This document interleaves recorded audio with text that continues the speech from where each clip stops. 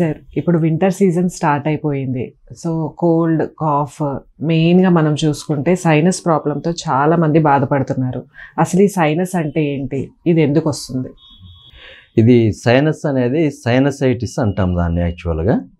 సైనస్లు అనేవి మానవుడి శరీరములో బోన్స్ మధ్యలో ఉండేటువంటి గాలి గదులు. అవి ఇక్కడ ఉంటాయి. వివరంగా వెళ్దాం వాటి గురించి. ఈ సైనస్ల్లో వచ్చేటువంటి ఇన్ఫ్లమేషను, ఇన్ఫెక్షన్లు అనేవి సైనసైటిస్ని మనకి బయటికి తెలియజేస్తాయి. ఇవి జలుబు, కొన్నిసార్లు దగ్గు, ఇట్లా వివిధ సిమ్టమ్స్ ద్వారా తెలియడం వలన వీటిని సైనసైటిస్గా వెంటనే గుర్తించలేక ఆలస్యంగా వచ్చే పరిస్థితి కూడా ఉంటుంది. ఓకే.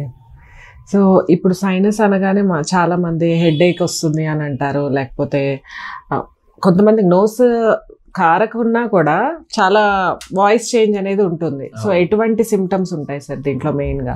యాక్చువల్గా ఈ సైనస్లు అనేవి మనిషి మాట్లాడినప్పుడు ఆ వాయిస్ బయటకు వచ్చేటప్పుడు ఆ సైనస్లోకి ఎయిర్ ఎంటర్ అయ్యి ఆ ఛాంబర్స్లో వచ్చే రెజొనెన్స్ ద్వారా మాట బయటకు వస్తుంది.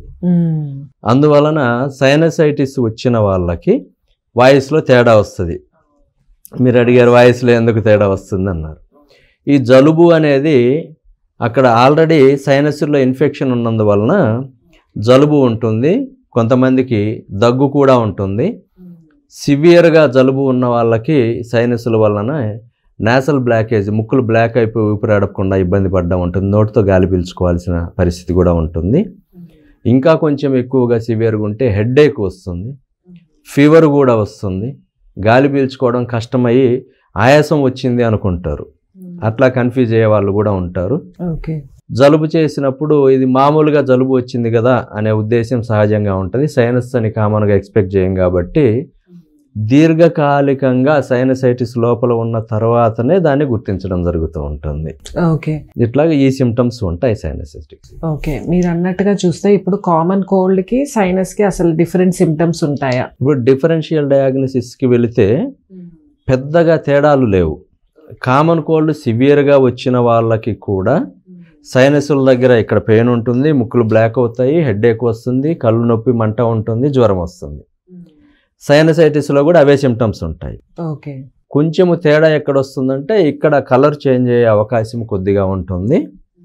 ఈ సైనసైటిస్ని సాంస్క్రిట్లో దుష్ట పీనసము అంటారు. దుష్ట పీనసము అంటే ఈ ముక్కులోంచి స్మెల్తో కూడినటువంటి లిక్విడ్ వస్తుంది అనమాట. ఓకే. సో సైనసైటిస్ ఉన్నప్పుడు ఎక్కువ రోజుల నుంచి ఉంటుంది కాబట్టి లోపల నుంచి వచ్చే ఫ్లమ్ కానీ ఇదంతా ఎక్కువగా స్మెల్తో ఉంటుంది, దుర్గంధంతో కూడి ఉంటుంది. జలుబు చేసిన వాళ్ళకి వెంటనే అట్లాగే స్మెల్తో రావాల్సిన అవసరం లేదు. ఎక్కువ రోజులు జలుబు ఉంటే కూడా స్మెల్తో వస్తుంది. ఇట్లా చాలా తక్కువ వేరియేషన్స్ ఉన్నాయి. డిఫరెన్షియల్ డయాగ్నోసిస్ పెద్దగా అనిపించదు. ఓకే. మెయిన్గా ఇప్పుడు ఈ సైనస్ ఫామ్ అయ్యే రీజన్స్ ఎక్కడెక్కడ ఉంటాయి సార్? లొకేషన్ ఏమేమి ఉంటాయి? ఈ సైనస్లు మొత్తము 6 గదులు ఉంటాయి. అయితే వాటిల్లో మనకి ఈజీగా బయటకు చెప్పుకునేవి 2. ఇక్కడ కళ్ళ కింద ఇక్కడ మ్యాగ్జిలరీ సైనస్ అని ఉంటాయి, ఇక్కడ ఒక 2 ఉంటాయి. 4 ఛాంబర్స్ బయటికి మనకి తెలుస్తాయి. ఇలా ప్రెస్ చేసి చూసినప్పుడు అక్కడ బోన్లో ఉన్నటువంటి షేపే తెలియజేస్తుంది. ఇక్కడ 2 గదులు ఉన్నాయి అన్నట్లు.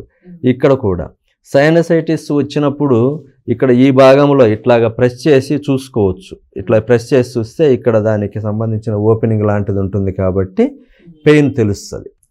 ఇక్కడ కూడా ఇట్లా ప్రెస్ చేసి చూసుకుంటే తెలుస్తుంది. ఇవి 4 ముఖ్యంగా బయటికి కనిపిస్తే మొత్తం 6 సైనస్లు ఉంటాయి. వాటి లోపల బోను పైన ఒక లేయర్ ఉంటుంది. అది మ్యూకస్ మెంబ్రేన్. శరీరంలో దాదాపు ప్రతి ఆర్గాన్ దగ్గర మ్యూకస్ మెంబ్రేన్ అనేది ఉంటుంది. ఈ మ్యూకస్ మెంబ్రేన్ అనేది సైనసైటిస్ వచ్చినప్పుడు కొంచెము వాపు వస్తుంది. ఆ వాపు వచ్చినప్పుడు మాటలో తేడా ఉంటుంది, సిమ్టమ్స్ మిగతాయి కూడా వస్తుంది. కొన్ని సందర్భాల్లో అక్కడ ఫ్లూయిడ్ రిలీజ్ అవ్వడము వాపు దగ్గర నుంచి, ఇంకా కొన్ని సందర్భాల్లో పస్సు తయారవ్వడము, ఆ ఛాంబర్స్ గ్రాడ్యువల్గా పస్సుతో ఫిల్ అవుతూ ఉండడము, ఇవన్నీ తెలుస్తాయి. వీటికి సంబంధించి మనం వాటిలో ఎక్స్రేలో వాటిలో చూసి తెలుసుకోవచ్చు ఎంతవరకు ఫిల్ అయినాయి, ఎటువైపు సైనస్ ఖాళీ ఉంది, ఎటువైపు ఫిల్ అయింది, దాన్ని బట్టి హెడేక్ ఎటువైపు వస్తుంది ముందుగానే ఇవన్నీ తెలుస్తాయి. ఎక్స్రే పిఎన్ఎస్ పారానాసల్ సైనస్ అనేది సులభంగా తెలియజేస్తుంది. దాంట్లో తెలుస్తుంది. ఈ సిటీ స్కాన్లు అవి కూడా ఉంటాయి, అవసరాన్ని బట్టి వాటికి వెళ్తాము. ఇనిషియల్గా ఎక్స్రే సరిపోతుంది. ఓకే సార్, ఇప్పుడు సిమ్టమ్స్ ఎలా ఉంటాయి అండ్ అందరికీ ఒకేలా ఉంటాయి ఆ సిమ్టమ్స్? అది కూడా ఈ సైనసైటిస్ సిమ్టమ్స్ యాక్చువల్గా టిపికల్గా వచ్చినప్పుడు అందరికీ కామన్ ఉంటాయి. కొంతమందిలో సైనసైటిస్ ఉన్నప్పటికీ వాళ్ళు రెగ్యులర్గా వేడి నీళ్ళు తాగేవాళ్ళు, ఎక్కువగా టీ తాగేవాళ్ళు, అటువంటి వాళ్ళు ఉన్నారనుకోండి, ఈ హాట్ ఫ్యూమ్స్ వెళ్తున్నందువలన ముక్కులు కొంచెం ఫ్రీగానే గాలాడుతున్నట్లుగా ఉంటుంది. సైనసైటిస్ వచ్చిన మిగతా వాళ్ళకంటే వీళ్ళకి ముక్కులు ఫ్రీగానే గాలాడుతున్నట్లుగా అనిపిస్తుంటుంది. కానీ లోపల సైనస్ అనేది పెరుగుతుంటుంది. అది బయటికి పోవాలి కదా, సైనసైటిస్లో ఉన్నటువంటి ఇన్ఫెక్షన్ లేదా ఫ్లూయిడ్ ఏది రిలీజ్ అయ్యి బయటికి వెళ్ళిపోవాలి కదా. అది జరగకపోవడం వలన ఎక్కువ దీర్ఘకాలము సైనసైటిస్ ఉన్న తర్వాత వాళ్ళకి డిస్కంఫర్ట్ తెలియడం మొదలవుతుంది. అట్లాగే సిమ్టమ్స్లో కొన్ని తక్కువ సిమ్టమ్స్ వచ్చే సందర్భం ఉంటుంది. అదే ఎక్కువగా హాట్ వాటర్ తీసుకునే వాళ్ళు, రెగ్యులర్గా స్టీమ్ పీల్చే వాళ్ళు, హాట్ వాటర్ బాత్ చేస్తూ ముఖం మీద కొంచెం ఎక్కువగా రుద్దుకొని వేడి నీళ్ళు పోసుకునే వాళ్ళు, ఇటువంటి వాళ్ళకి సిమ్టమ్స్ మొదట్లో బయటపడవు. సైనసైటిస్ ఉన్నా కూడా ఎక్స్రే తీస్తే సైనసైటిస్ ఉన్నట్టు తెలుస్తుంది, మాకు ఏమీ లేదండి అని డాక్టర్లకు చెప్పేస్తారు ధైర్యంగా. అట్లాగే కొంచెం మిస్ అయ్యే అవకాశం ఉంటుంది, నెగ్లెక్ట్ చేస్తూ ఉంటారు. అయితే మెయిన్గా దీనికి కాజెస్ ఏంటి సార్? ఓన్లీ చలికాలంలోనే వస్తుందా? అసలు ఏమేమి రీజన్స్ ఉంటాయి దీనికి ఇలా రావడానికి? యాక్చువల్గా కఫము వృద్ధి చెందినప్పుడు సైనస్ వచ్చే అవకాశం ఉంటుంది. ఇప్పుడు మనకి హేమంత ఋతువు స్టార్ట్ అయింది 15th నుంచి. ఓకే, హేమంత ఋతువు అంటే ఋతు సంధి ఉంటుంది. ఋతువు మధ్యలో ఆ ఋతువులోంచి ఒక వారం, ఈ ఋతువులోంచి ఒక వారం, 15 days 2 weeksని ఋతు సంధి కింద తీసుకుంటాం. ఆ సందర్భములో శరీరానికి తొందరగా వ్యాధులు వచ్చే అవకాశం ఉంటుంది. అటువంటి పరిస్థితులలో కంపల్సరిగా జాగ్రత్తలు తీసుకొని ఉండాలన్నమాట.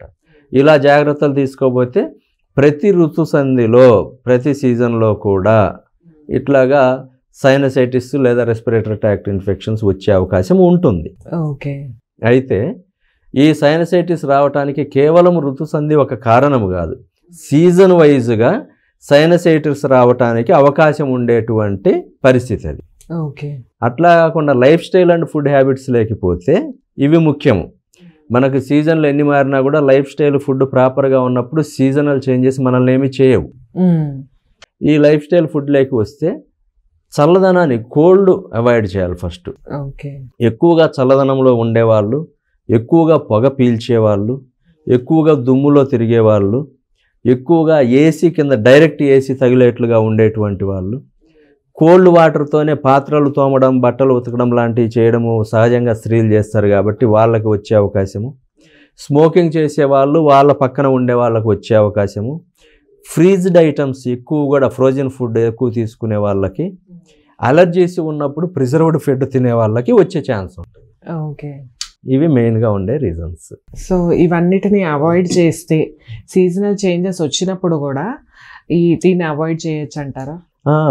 వీటన్నిటిని అవాయిడ్ చేస్తే సీజనల్ చేంజెస్ వచ్చినప్పుడు కూడా సైనసైటిస్ రాకుండా నివారించుకోవచ్చు. వీటిని అవాయిడ్ చేస్తూ వీటితో పాటుగా శరీరము లోపలికి నోటి ద్వారా వేడిగా ఉండే ద్రవ పదార్థాలు పోయేట్లు చూసుకోవాలి. ప్లెయిన్ హాట్ వాటరు, పాలల్లో కొద్దిగా పసుపు లాంటిది వేసుకొని రెగ్యులర్గా తాగే వాళ్ళకి రాదు.